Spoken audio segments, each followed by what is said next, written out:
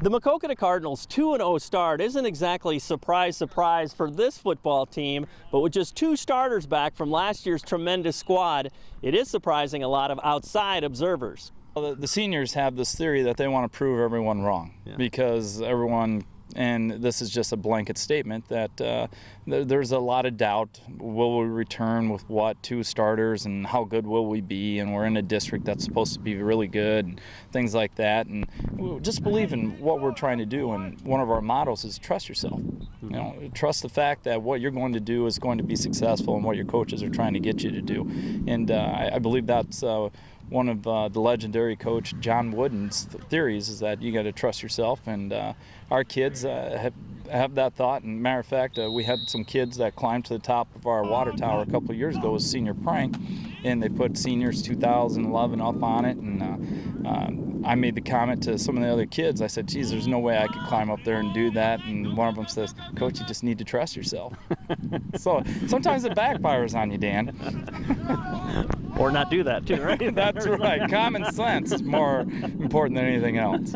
Well, I think too, it's like I read a thing about Wooden today, as a matter of fact, what true competitive greatness is too, and it's not worrying about being number one, it's about being your best. I mean, do you sense that from these guys who are probably in a lot of ways finding themselves as varsity football players? Right, and it's rare for us to talk about the other opponents other than, you know, this is what they have across their offensive line, and we're not preparing to play DeWitt. We're preparing to play against ourselves and see how we do. And our kids know that, and we don't like to put a lot of pressure on them, but the fact is that if they give us their best effort, we will be successful. Well, what about Central DeWitt? I mean, what do you like about those guys, and how deceiving is their record, do you think? Too? They're probably one of the better 0-2 teams in the state, and what a ground game they have. A fullback that's very good, and a quarterback who can run with the ball, and just seems like a well-rounded team as always. And going from a new coach, and it really doesn't seem like it skipped a beat at all, because it looks like a Kirk Kreider team yet to me.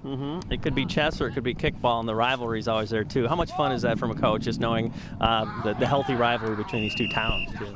And for us, it is neat, because the kids seem to take it to another level, and there's people in the community that say, you know, we don't care if you go 1-8 as long as that one win is against DeWitt. And I always laugh and smile at that, and you know, if we go 8-1 and lose to DeWitt, it's a great year. So a rivalry it is, but for us, we know that we have to prepare the following week for Anamosa. Are you surprised, or do you think everybody else on the outside is the one who's surprised, I guess? I think it's more people on the outside.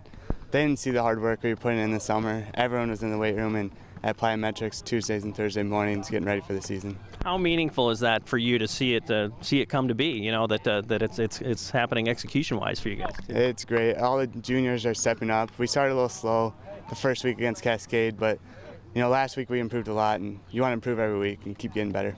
Tell me what is working too. I mean, the system's the same. Coach says we're running the same plays, you know, but maybe the graph is going up because you guys are understanding it more and more in varsity play too. Yeah, and offensively, you know, we can run or pass the ball, and that helps teams. It's hard to prepare for us because we can pass or run, and it just makes us hard to prepare for. When you guys line up, you know, everybody assumes that you're throwing the ball over the field, but I think the last game, Coach said you threw it 8 times too. Just, you know, just the formation too. I mean, does it kind of freak out other people, you know? It's like, what is that, you know, kind of thing? Yeah, because they have to spread out their safeties and corners and respect the passing game, because if they don't respect the passing game, we're going to throw all day on them. And then when they do that, it just helps us run the ball.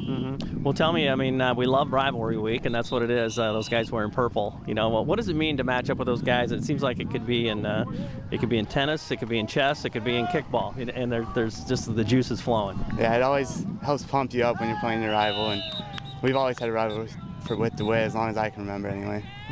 How deceiving is their record though too, as you look at tape? You know, I mean, yeah, they're 0-2, but they've got guys, you know, and they've got a great ability too. Yeah, they've played 2 good teams in West Delaware and Williamsburg, so we're not underestimating them at all. Coming into the game, we're preparing for them just like any other week and taking the game seriously. The juniors are stepping up big for us. I mean, we just prepare for the little things, do our jobs, and that's what we're taught. I mean, How cool is that for that to happen, given the amount of work that you guys have put in over the off season? It's huge. I mean, plyometrics, weights this summer. We worked hard. I mean, and to see the juniors step up, I mean, that's big too. What's it been like for you to watch those guys, those juniors, kind of fit into how varsity is, given the speed of the game, those kind of things? It's kind of neat. I mean, from when we were playing when we were little together, and now we're playing on a varsity team, and they'll have another year next year. I mean, I'm sure they'll do good too. Well, I mean, as seniors too, I mean, I'm sure you guys didn't want us to be the team that ended this great streak into it, and here you are. I mean, that's got to be pretty special for you guys. How mindful were you of that in the off season? Like, we're going to do everything we can, you know? Yeah, I mean, that's big in the off season. You need motivation. That was one of our motivation. I mean, we set our goals this summer, and we're trying to reach those. What about DeWitt? What do they bring? And like we said before, it's just like they're 0-2, but I mean, right now everyone's record is 0-0 with the district. I mean, they play 2 good teams too. I mean, they're going to be a good team. Good match. Does that do something for you? You know, with a rivalry game or just another game? I mean, we just prepare the same, but we just keep saying 0-0. That's our record, and got to get this next game.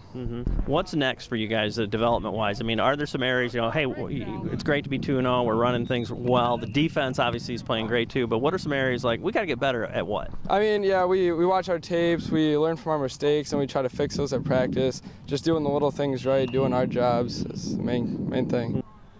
The Maquoketa offense is always tough to defend, and even with all the new players, the offense is finding its way up and down the field.